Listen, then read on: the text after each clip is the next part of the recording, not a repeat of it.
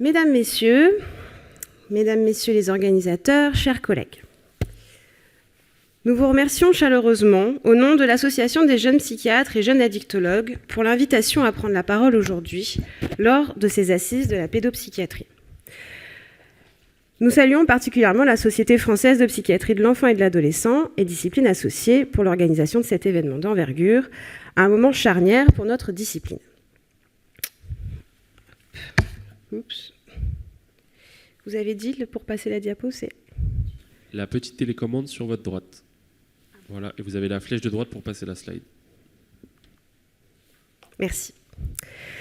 La JPJA représente de jeunes professionnels en début de carrière engagés pour penser l'avenir de la psychiatrie et de la pédopsychiatrie au travers des missions de transformation des formations et des pratiques et de déstigmatisation.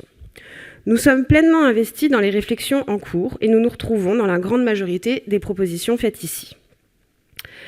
La pédopsychiatrie, aujourd'hui, est à un tournant décisif et multidimensionnel. Quelle place la pédopsychiatrie doit-elle prendre auprès des patients et familles ? Quel lien doit-elle entretenir avec les institutions, administrations et les politiques ? Quelles sont ses missions dans la société ?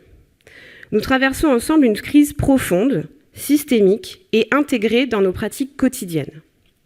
Or, nous souhaiterions transformer cette période de vulnérabilité en opportunité.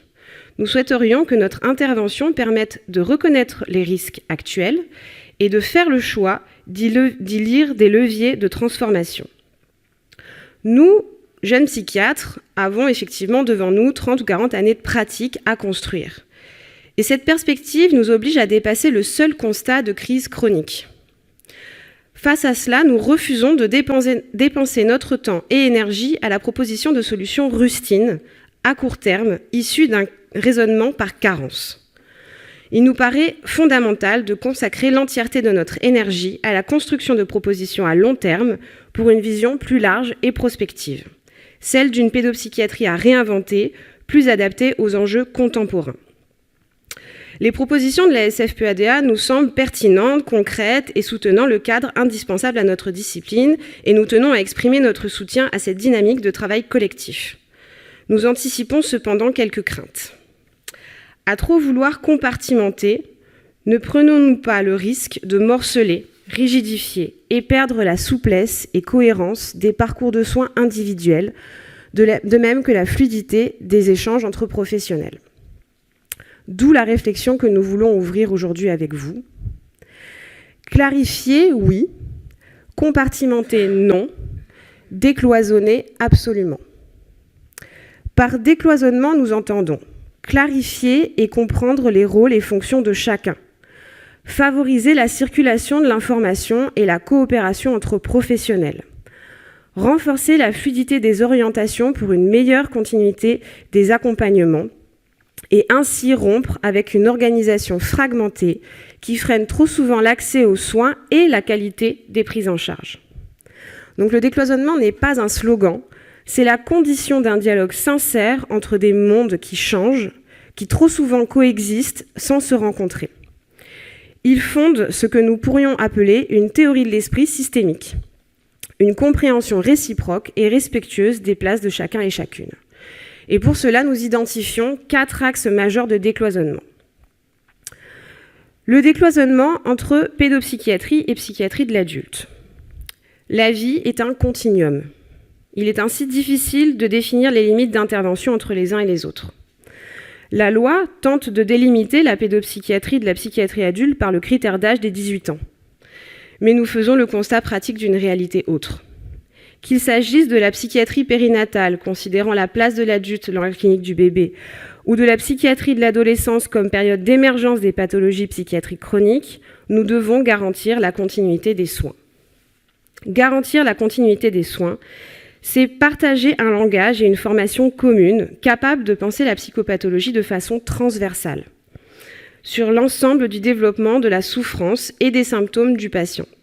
Nous appelons donc à un dialogue structuré entre pédopsychiatres et psychiatres d'adultes, avec des enseignements croisés, des protocoles conjoints, des parcours fluides, afin que chaque tournant de vie du patient trouve un accompagnement cohérent.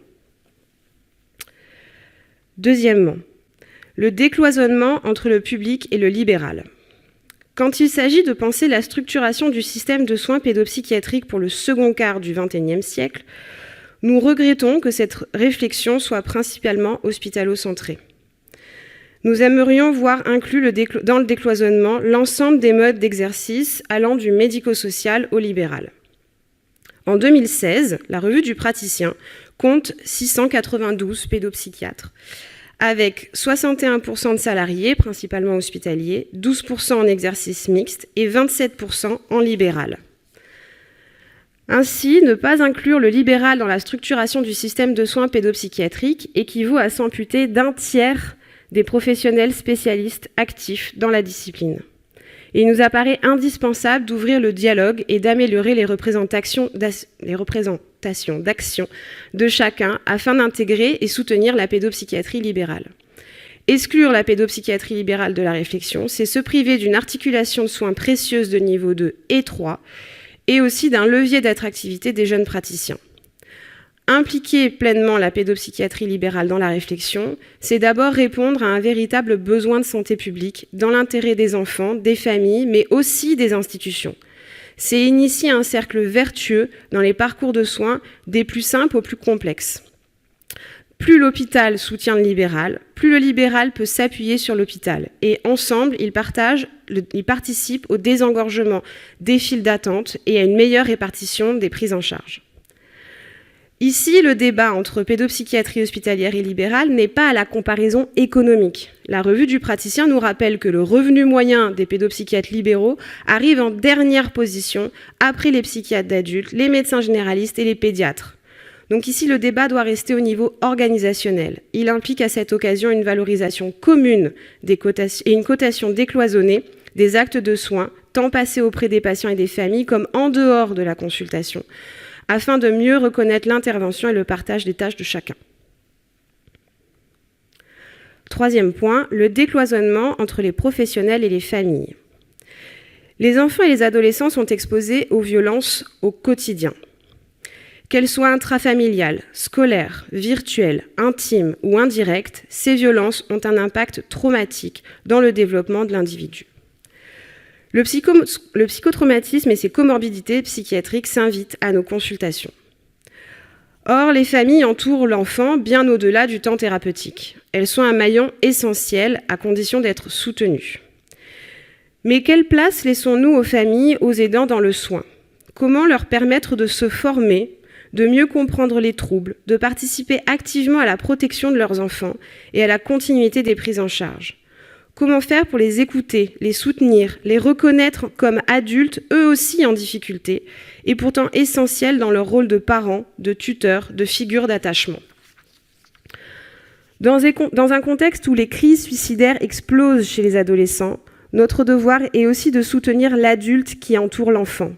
Car cet adulte, s'il est soutenu, peut à son tour soutenir l'enfant et lui offrir un ancrage et l'aider à se projeter dans son avenir. Il apparaît indispensable de redonner aux familles une place nécessaire au cœur du dispositif de soins, qu'elles puissent redevenir un pilier quand les services de protection de l'enfance sont saturés, débordés et impuissants à répondre à leur mission fondamentale, celle d'assurer la sécurité de l'enfant. Le décloisonnement, c'est aussi faire en sorte que les adultes, tous les adultes, travaillent ensemble dans une même direction pour garantir la sécurité, la cohérence et la continuité de chaque jeune que nous accompagnons.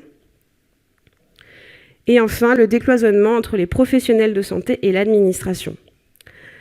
Les autorités sanitaires de territoire réclament aux professionnels de terrain des chiffres, des rapports, des organigrammes et autres tâches managériales pour rendre compte des pratiques quotidiennes et de leurs limites. Ces transferts d'informations verticales pouvaient paraître de bon augure, car au plus près de la réalité de terrain. Cependant, ces demandes sont répétées, discontinues, sans retour et générant un sentiment de frustration désagréable en plus du travail qu'elles représentent. Nous ne pouvons plus endosser la contrainte du rôle d'enquêteur et rapporteur auprès des autorités publiques de soins sans les bénéfices de participer aux décisions finales prises. La pédopsychiatrie n'a pas les moyens d'être au service des politiques publiques, en plus de ses missions. Ce sont les instances publiques qui se doivent d'être au service des médecins, des patients et des familles pour faciliter le bon déroulement des soins. Nous soutenons un renforcement du dialogue au quotidien entre professionnels de santé et administrateurs pour que les structurations des soins soient cohérentes dans la durée et que les limites soient vite identifiées. Nous demandons des services de recueil d'activités de nos institutions plus lisibles et que les professionnels de ces instances soient capables de collaborer sur le terrain avec les institutions. Nous pensons qu'une compréhension mutuelle entre ces deux mondes passe par des formations communes pour un langage commun, soutenant une temporalité cohérente des actions indispensables à la politique de santé publique. Nous sommes à un tournant, et si la crise est profonde, elle peut devenir un moment de bascule.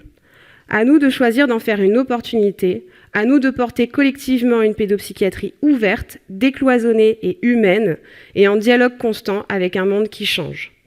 Nous sommes prêts à y travailler ensemble.